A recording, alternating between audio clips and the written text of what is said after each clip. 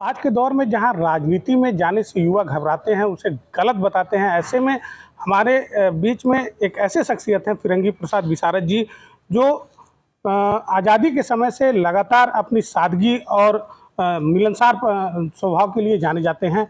वो 3 बार विधायक रहे हैं और 1 बार सांसद भी रहे हैं। आज भी वह साइकिल से चलते हैं, लोगों के बीच पैदल मुलाकात करते हैं और जब भी कोई कार्यक्रम होता है या उन्हें जिस प्रकार का भी आदेश मिलता है, उसका वो पूरी तरीके से पालन करते हैं। हम उनके आवास पर मौजूद हैं और आप देख सकते हैं जो सादगी है आज भी, वो कुर्ते पैजामे में ही नज़र आते हैं। हाथ में वो एक झोला ले लेते हैं, फिर गले में गमछा और फिर वो निकल जाते हैं पार्टी के प्रचार प्रसार के लिए। हम उनसे बात करेंगे कि आप कितनी बार विधायक रहे, कहाँ से रहे और सांसद कहाँ से रहे? 3 बार विधायक झमहा से, दूसरा मुड़ेरा बाजार, तीसरा जो था महाराजगंज जिला जो सिटी है वहाँ से। ये 3 बार तो विधायक हो गया और 1977 में मैं बांस गांव से हमको चुना गया। जो आप 3 बार विधायक और 1 बार एमपी रहे हैं, हजारों लोगों का आपने प्रतिनिधित्व किया है, ऐसे में जो आपकी सादगी है, आपको लगता नहीं है कि आप जो वर्तमान राजनीति है उससे बहुत पीछे चल रहे हैं? हाँ, ये तो महसूस है, थोड़ा होता है, लेकिन हमको कुछ इससे तकलीफ नहीं होती है कि हम जैसे चल लेते हैं वैसे ही चलते हैं। हाँ। आज गांव का एक छोटा सा प्रधान भी अगर चुनाव जीतता है तो वो पूरी लश्कर के साथ चलता है, गनर ले लेता है और आज आप अकेले ही निकल जाते हैं। तो कभी महसूस होता है कि जो आपके दौर की राजनीति थी और आज के दौर की राजनीति में फ़र्क है? बहुत बड़ा फर्क है। हाँ, तब आज तो एक प्रधान हो गया तो ये मेले से अधिक का वो रखता है और बात करता है, लेकिन हम सादगी ही मुझे अच्छी लगी। और चूंकि जनसामान्य आदमी सादगी और एक से अपनी बात पूरा कह लेता है। हाँ, और जब विवाह के बाद न टाइप रहेगा तो उससे कुछ हिचकेगा, कुछ और करेगा। तो मेरा यही दिल करता था कि कोई मिले और पूरी बात कहे तो उसको मैं उठा देता था, लोकसभा में भी और विधानसभा में। जब आप पहली बार आपको टिकट मिला, उस समय आप क्या करते थे और आपको कैसे पता चला? ऐसा है कि मैं एक मेरे गांव का इंटर कॉलेज है, स्वावलंबी इंटर कॉलेज बिशनपुरा गोरखपुर, तो वहाँ मैं पढ़ाता था 8 तक। और इंटर की मान्यता भी मिली नहीं थी, तो इंटर की मान्यता जब मिली, जब मैं हो गया MLA या MP, तो क्या हुआ कि इसकी मान्यता दिलवाया, 8 पर चढ़वाया, ये सब काम किया तब। तो मेरा इसे सबसे स्कूल में लड़कों से भी बहुत प्रेम से बात मैं करता था। तो आप शिक्षक थे, फिर एक बैग आप राजनीति में कैसे आ गए?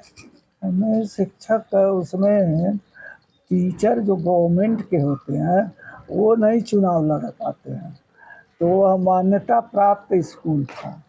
हाँ, और 1-2 स्कूल हैं जो गवर्नमेंट के हैं, AD है, जुबली है, तो इस कैटेगरी के तो बेशक पढ़ाए जाते थे, लेकिन वह सुविधा नहीं थी। पहले मान्यता के लिए कई शर्तें होती थी, बिल्डिंग का, आने जाने का, कि ये सब चीज़ें तो हों, और डेस्क वगैरह मेजरमेंट सब उससे मान्यता में गिना जाता था। तो जब मैं हुआ तब उसमें इंटर की मान्यता मिली। पहली बार आपको किस पार्टी से टिकट मिला और उस टिकट को दिलाने में किसका सबसे बड़ा योगदान मानते हैं? पहली बार तो BKD से मुझे टिकट मिला 69 में, 1969 में। और लोग बहुत खुश हुए कि चलिए एक द्वाबा है, हाँ, जहाँ पे मास्टर साधारण एक साहस किया चुनाव लड़ने का, और वो लड़ेगा और हम लोग वोट देंगे।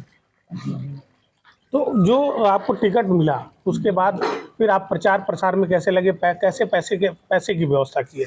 नहीं, पहले तो हम लोग साइकिलिए से चल देते थे, तो जब 10-15 दिन रह गया तो एक आदमी अपना जीप दिया और हमने तेल ओल से एक 15 दिन चला था, यही प्रचार कर। बाकी तो मैं साइकिल से चलता ही था। और तब उस समय भी था, ज़्यादा गाड़ियाँ नहीं थी। आपके दौर के जो नेता थे वो लोग आपको कैसे मानते थे? उस दौर में कौन से बड़े-बड़े नेताओं के साथ आपका संपर्क बना रहा? यहाँ विधानसभा के से संबंधित जो थे, उसमें थे ये कुशवाहा जी थे देवरिया के, और यहाँ के कल्पनाथ सिंह थे डेरवा के। ऐसे ऐसे लोग जो बड़े सज्जन थे, बहुत ईमानदार आदमी कल्पनाथ सिंह थे। हाँ। लोकसभा में जब आप गए, तो वहाँ किससे-किससे मुलाकात हुई? वहाँ तो पूरे अपने साथ के लोगों को भी टिकट मिल गया था। कुछ ही लोग नए थे, जो क्योंकि बंटवारा सीट का हुआ था, जनता पार्टी बनी थी, तो बंटवारे में कुछ ही एमएलए जो थे वह एमपी का टिकट पाए थे, और हम भी उसी में थे। तो जितने लोग तो अधिक लोग नहीं थे, लेकिन फिर भी सबका संगठन था, तो 10-20 लोग ऐसे हुए थे। उस दौर में इंदिरा गांधी एक बड़ा नाम हुआ करता था, चौधरी चरण सिंह एक बड़ा नाम हुआ करता था। कभी मुलाकात हुई, कभी बातचीत हुई? हाँ हाँ, चौधरी चरण सिंह तो जब जनता पार्टी टूटी तो लोग बिखर गए, तो इंदिरा गांधी से उनकी बात हो गई कि हम समर्थन दे रहे हैं, आप प्रधानमंत्री हो जाइए चौधरी चरण सिंह को, है ना, ये तो आप पर है, आप सुविधा देंगे तो चलेगा, नहीं देंगे नहीं चलेगा। तो कहे कि नहीं, मैं सुविधा देती हूँ और आप चीफ मिनिस्टर प्रधानमंत्री हो जाए। तो प्रधानमंत्री और आप चीफ मिनिस्टर प्रधानमंत्री हो जाए, तो प्रधानमंत्री का तो होना हो गया, लेकिन विधिवत उसका कॉन्स्टिट्यूशन से जब तक शपथ नहीं हो जाता है तब तक भी नहीं होता है। तो शपथ से पहले ही उन्होंने अपने समर्थन को वापस इंदिरा गांधी ने ले लिया। ये एक बड़ा मामला था उस दौर का, हाँ बड़ा मामला था। हाँ, बड़ा मामला था। अच्छा, आप 3 बार विधायक रहे, 1 बार एमपी रहे, तो आपको सारी सुविधाएँ मिलती हैं, जो मिलनी चाहिए? मिलती तो है, एमएलए जो हो जाता है उसको करीब 1 लाख का कूपन मिलता है। तो उसमें अब कर दिया है कि 50,000 का डीजल भी खर्च कर सकते हैं, और एमपी में तो ट्रेन की सुविधा है। अकेले चलेंगे तो एसी फर्स्ट में, अगर कोई और हुआ तो एक और, एसी सेकेंड में 2 आदमी। तो है, सारी सुविधाओं का लाभ उठाते हैं आप? हाँ, जब जाते हैं तब तो उठा लेते हैं, नहीं तो मैं घूमने में तो जाता नहीं। कभी कभी परिवार के लोगों ने सोचा कि ज़रा यहाँ चला जाए, तो कूपन जो प्रदेश का है, आरटीसी रेलवे ट्रेवल्स कूपन, तो उस पर लोग चले जाते थे। हमारे जैसे आप जैसे मित्र की चलो जाए यहाँ देखने चला जाए, तो चले जाते थे। आज के दौर का कोई बड़ा पॉलिटिशियन जो आपके संपर्क में है, आप उससे मुलाकात करता हो, आपका हालचाल लेता हो? कोई ऐसा नहीं है मेरे समय का कि कुछ उनसे हम भी जाने उनसे और वो मुझसे जाने, कोई ऐसा नहीं है इस समय, नहीं है मेरी जानकारी में। हमारे साथ कुछ विशारद जी के पड़ोसी भी हैं, हम उनसे भी बात करेंगे कि विशारद जी की जो सादगी है, उसको लेकर वो क्या कहना चाहेंगे? बड़ा प्राउड फील करते हैं कि विधायक जी के पड़ोसी हैं हम, और सादगी इनकी ये कहें कि आज भी ये साइकिल से ट्रैवल करते हैं और ऑटो से मूव करते हैं अपने गांव में, जबकि आज का आलम ये है कि एक प्रधान भी एक 4 व्हीलर लेके चलता है। तो क्योंकि वास्तविक रूप से जो जनता प्रतिनिधि कहा जाएगा, इन्हीं को कहा जाएगा। आज के पॉलिटिशियन को मैं नहीं कहता हूँ कि वो जनता प्रतिनिधि हैं। उनके सुपुत्र भी हैं हमारे साथ जो जिला चिकित्सालय में सेवारत हैं, हम उनसे भी बात करेंगे। पिताजी का जो दौर था, उससे क्या प्रेरणा मिली और क्या कहना चाहेंगे? पिताजी का जो दौर था, उस समय आज की तरह से चमक दमक की राजनीति नहीं हुआ करती थी। इन लोगों का, इनसे सुनने में ये आता है कि जब इन लोगों का सदन चलता था, तो सदन के समय में 5 रुपये भत्ता मिलता था इन लोगों को, और आज के दौर में वह बहुत सदियों पीछे छूट चुका है। और मेरे पिताजी सांसद रहे, विधायक रहे। इन्होंने कभी चमक दमक और उस तरह का लाव लश्कर वाली राजनीति कभी इन्होंने किया ही नहीं। यह पूर्णतः शुद्ध और सादा जीवन ही व्यतीत किए हैं। लगता है कि इनके दौर की कोई ऐसा वाकया, कोई बड़ा पॉलिटिशियन आया, उनको कोई प्रलोभन हो, कुछ ऐसा आपकी याद में है? इनके द्वारा बताया जाता है कि इंदिरा गांधी के द्वारा वो एक बार किसी को भेजा गया था कि उनको अपने पार्टी में ले आइए, और उसके बदले में जो है इनको काफ़ी रकम देने की भी बात हुई। तमाम तरह का प्रलोभन दिया गया, लेकिन इन्होंने कहा कि मैं चौधरी चरण सिंह के नाम से ही आया हूं और मैं हार जाना जो है स्वीकार करूंगा, लेकिन मैं दल बदल की राजनीति कभी नहीं करूंगा।